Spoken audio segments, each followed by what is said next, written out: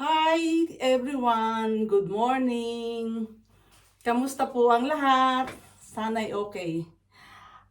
For today, I gonna make lugaw. Um, para sa amin lugaw, pero yung ibang medyo tawag ay yayamanin, goto? Goto? Ewan, basta lugaw. Ah, I will start now. Sisimulan ko na ng butter. Maliit lang para hindi magmantika.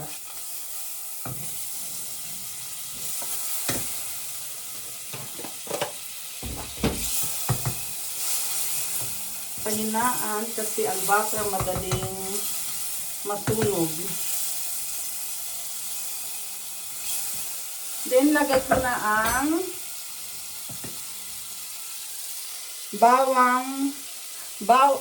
garlic, onions, ginger. Sabayin ko na guys para hindi siya masunog. Madali lang ang lugaw. Ito yung masarap lalo na pag tag-ulan. At saka para sa nagtitipid, kunting ano lang, ganito lang, bawang, garlic, luya at sibuyas. Para sa walang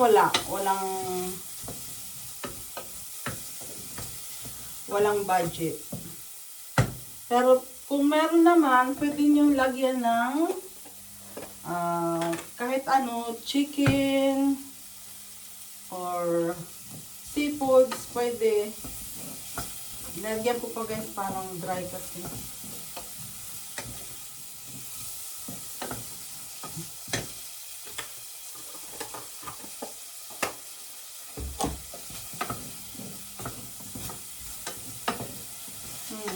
Pag nangamoy na yung garlic or amoy na amoy ang bawang. Bawang is life, garlic. At saka sibuyas and gingers.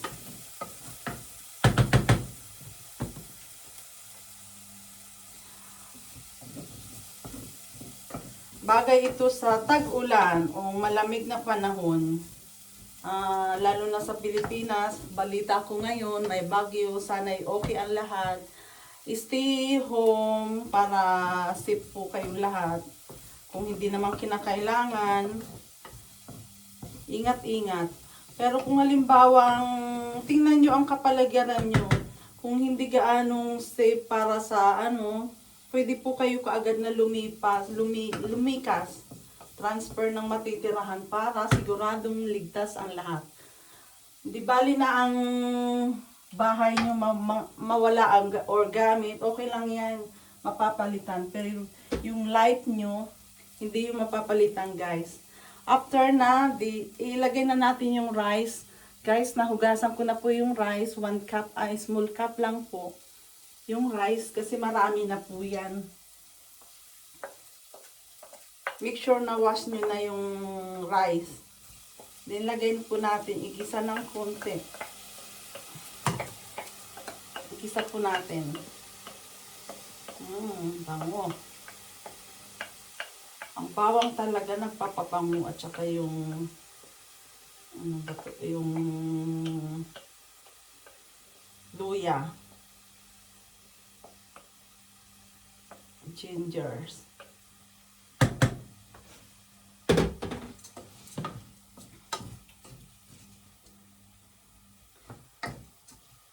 Sinasama ko rin ginigisa ang rice para yung niya, parang masarap pag ginisa niya.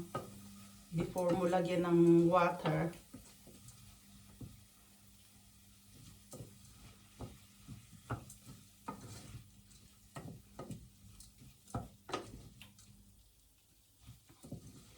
Siguraduhin hindi masunog kasi kung makakapit siya. Kailangan luhit lang muna. Para hindi kumapit.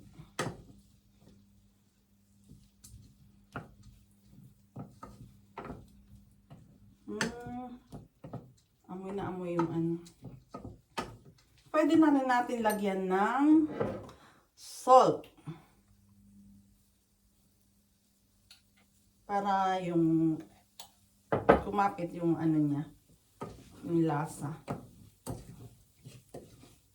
sa rice. Ganun din sa mga meat, pag ano, mas maiging lagyan ng salt before mo lagyan ng water para kumapit yung lasa sa meat, sa karne. Ay, nabitisaya man ako, oy. Then, lagyan nyo ng water. It depends kung ilang ano nyo ang kung tubig, kung gaano karami. Okay din na marami para lalo na't sa malamig or sa tag-ulan para makahigop ba ng sabaw. Double purpose na. Higop na ng sabaw.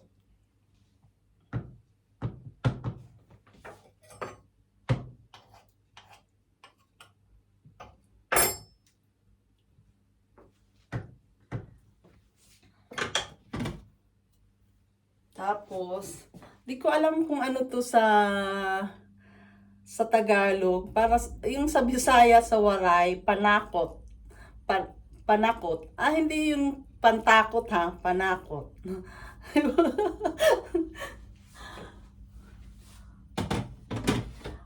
Pwede nyo ring haluan ng eggs. Boiled eggs na, yung nilagang itlog after. Pwede rin chicken. Pag maraming budget. By the way, this tira to nung nag-fried chicken. I-pre-night ko ulit siya. Walang harina kasi marami yung Tapos pre-night ko kagabi. Okay. Pagtanggal ng batawag dito, yung balat ng eggs. I-shake ulit. Para exercise. O, diba?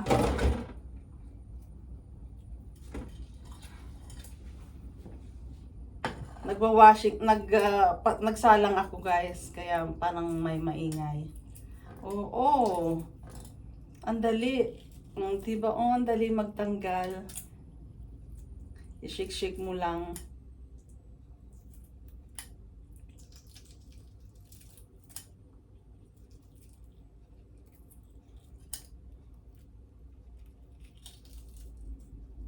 Hintayin natin kumulo.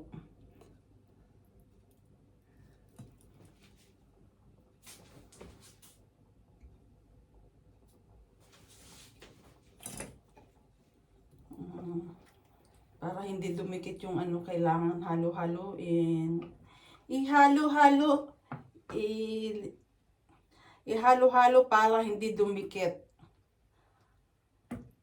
ang rice.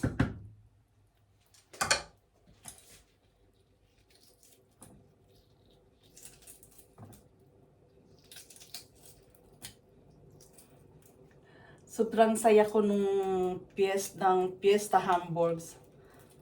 Talagang nakaka-enjoy. Paminsan-minsan, gala-gala. First time kong gumala na malayo na mag-isa lang ako guys. Thank you so much sa mga kasabay ko. Shout out. Mary Jane. Sorry kung hindi ako nakapagpaalam. Ate Early, Ate Tess, Ate Malo, and Ate Malo's sister. Oh, I forgot her name. Ang babait nila guys. Talagang inano nila ako. Inalalayan. Super bait. Minsan, okay din yung new friends. Tapos, ang daming babae. Ang daming mga Pilipina. Ang daming Pilipina sa Deutschland na.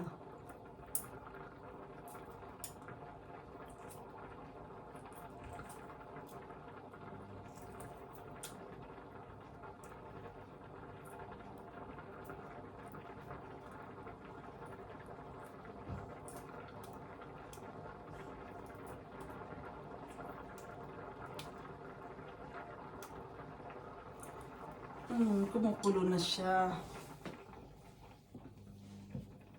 Kailangan halo-haluin para hindi dumikit sa ilalim. Halo-halo! Hindi halo-halong ano na. Hindi ako nakatikim ng halo-halo nung linggo. Kasi, ang inuna ko guys, rice with, ano ba yun, yung gulay na, laing. Naku, favorite. Ang dami kong favorite, halos lahat ng pagkain. Kita naman sa katawang ko guys. Foods is life. Kailangan din natin kasi nagtatrabaho tayo.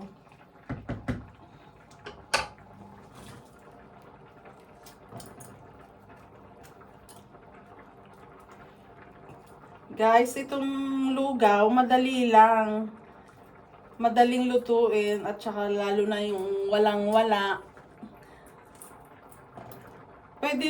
Kung pwede lang din yung ano mo. Kasi nung nagawa namin to guys, yung wala kaming bigas.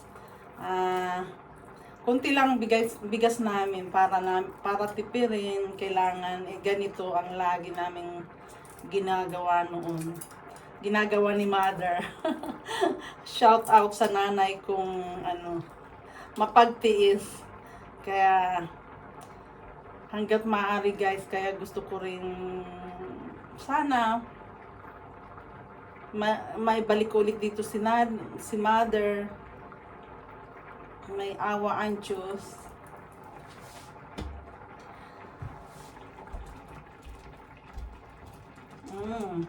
Ang bango. Naamoy ko yung yung bawang talaga. Bawang. Then, para ilagay na natin, kasi luto na rin to, ilagay na rin natin, pwede lang natin ilagay para siya.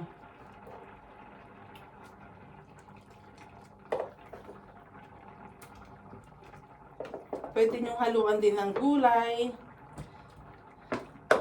Yung sinasabi ko nga, yung may budget, pwedeng lagyan ng iba't ibang gulay. Pero yung wala, pwede ng rice, bawang, pwede nga lang kahit walang at saka gulay. Iba't ibang ayan guys. Diba? Para may makulay ang buhay kapag gulay. Para healthy ang buhay.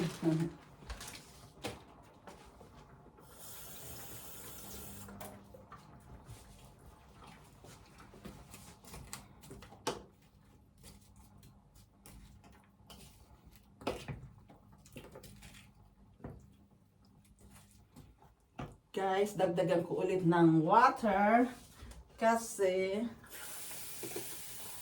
marami ang gulay.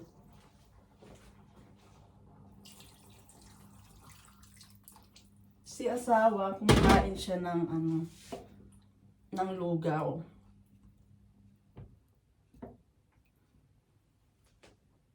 Halos Filipino foods kinakain niya guys. Ang hindi lang kinakain yung balot, pero nakatikim na siya ng balot. Ayaw niya. Siguro kung palaging matikman niya, niya rin, magugustuhan. Kasi noon, once na natikman ko ng first time, hindi ko talaga nagustuhan.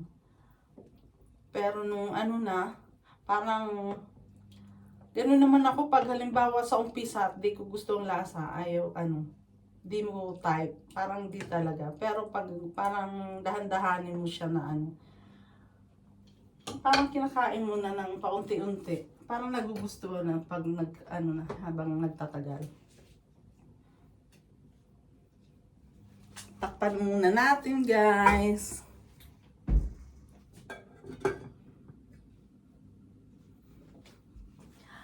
Ito pala yung kamuting kahoy, remember na ano, yung small budget. Ito yung sweet potato. O, pwede na siyang itanim, guys. O, diba? Soon, maanuhan na rin, ma-harvestan. Diba? Ito yung sinasabi ko na sa mga nagtitipid, pag bumili ka ng 10 pisong tali ng talbos ng kamuti, huwag niyong itapon. I-ano nyo, gawin nyo ng ganito. Tanggalan nyo lang ng tangka yung dito sa ano ba, sa dahon. Kasi nandun yung maagaw yung vitamins. Then, ilagay nyo sa small, ano, sa glass or kahit ano, sa buti. Pwede nyo na itanim. Pero parang mas madali yung ganito. Ilagay muna sa isang ano. O, diba? Pwede nang itanim. May ano na siya, may ugat.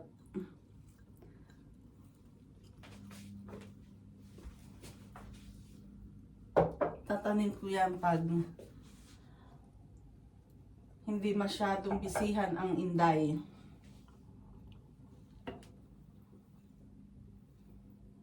Bisi-bisihan ako, guys. Kasi nakwento ko na rin, 'di ba? Dito sa bahay, kailangan mga konting linis-linis nga lang pagdating bago pumasok, gagawa ng pagkain katulad nito. Gagawa ako ng foods namin mag-asawa, lunch namin dalawa.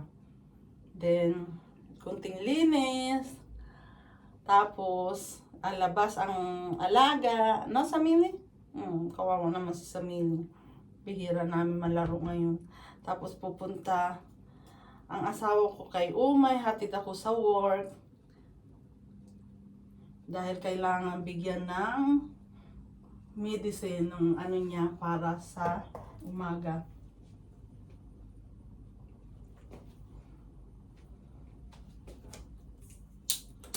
Pwede na natin lagyan ng garlic powder.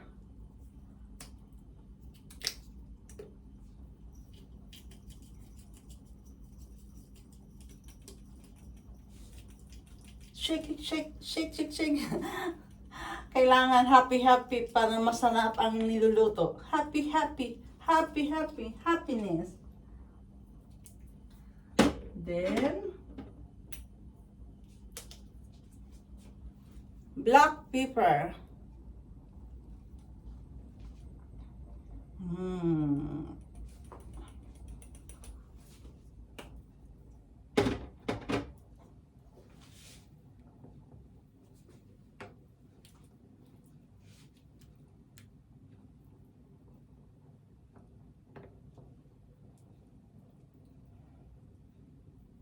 Siguradong matabang pa ulit yan kasi nilagyan ko ng tubig. Lagyan pa ulit natin ng salt. Later, tikman natin.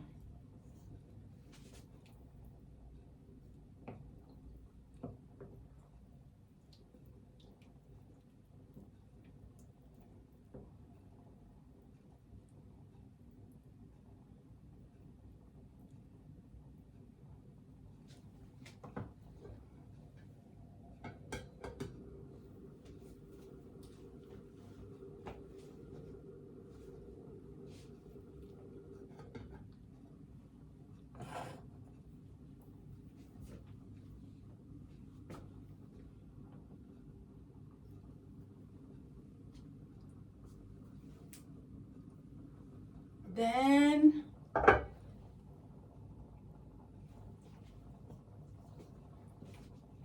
haluin ulit para hindi masunog ang ilalim.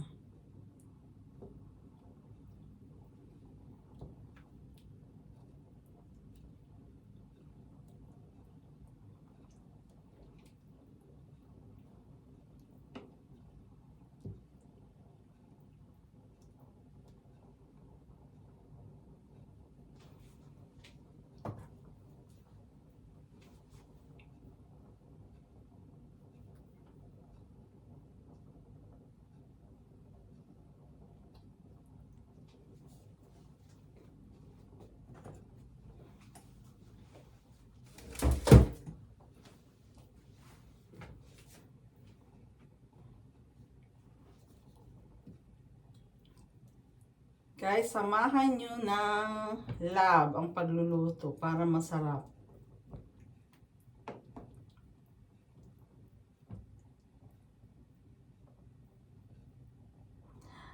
Ang asawa ko, sarap na sarap siya sa luto. Sa luto ko. Siguro dahil asawa niya ako syempre. Ayaw niya akong ma-hurt. Pero minsan, ang rereklamo niya lang, yung kulang sa asin, matabang daw. Sabi ko, naku, mahirap yung mahirap yung maraming asin kasi pag once na naparami ang asin, hindi mo na siya mahirap mabigyan ng ba tawag doon? Mabigyan ng lunas. Kung maalat na maalat. Pero kung matabang, pwede mo siyang lagyan ng asin ulit, di ba?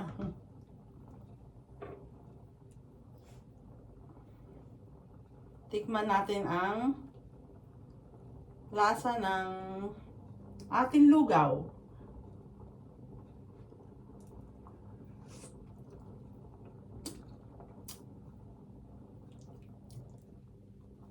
Okay na naman sa akin.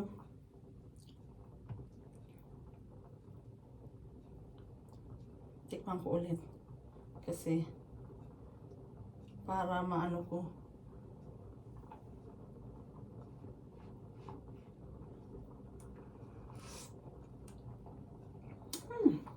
Pwede na guys.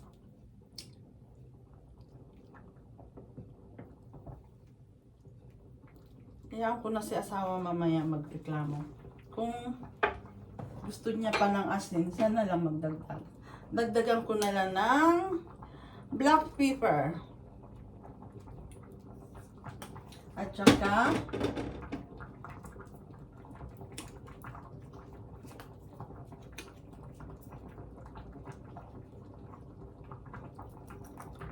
powder garlic powder.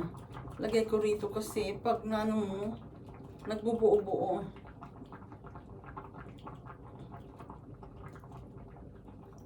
Then, halo-halo.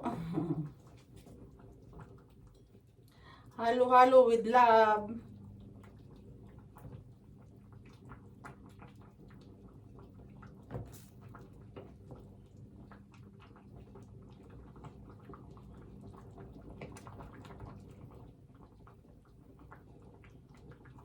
Nakita niyo guys, ang kulay, oh.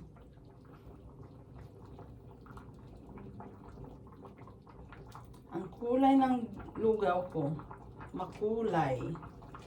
Then, ilagay na natin ang eggs.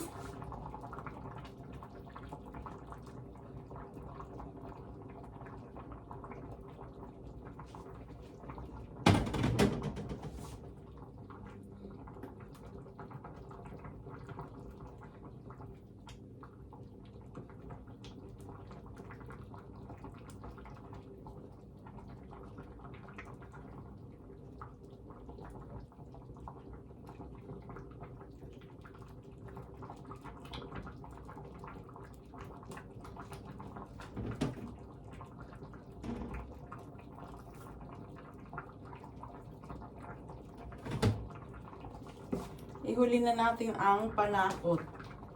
Panakot. Ano nga ba ang English ng panakot? Parang spring, spring onions? Comment below guys, anong English ng panakot? Hindi pantakot. Panakot. Ito siya, oh. Comment below kung anong English ng panakot. Bisaya. Sa Bisaya, panakot. Hindi pantakot. Panakot.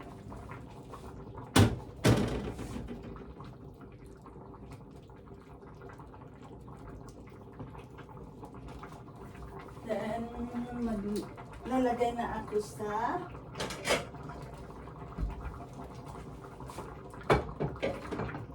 aming lunch ni asawa. patay ko na, ay turn off ko na yung heat niya. Tapos saka mo na tong ilagay na panakot.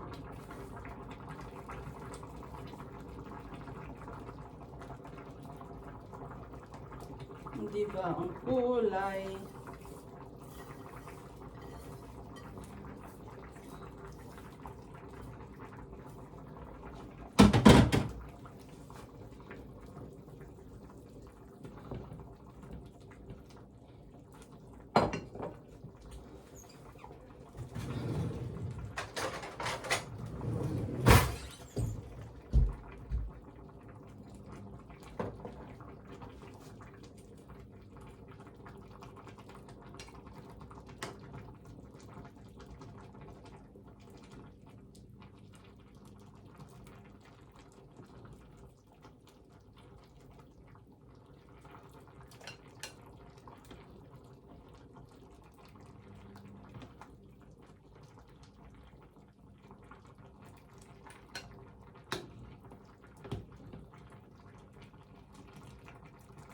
Kay asawa to.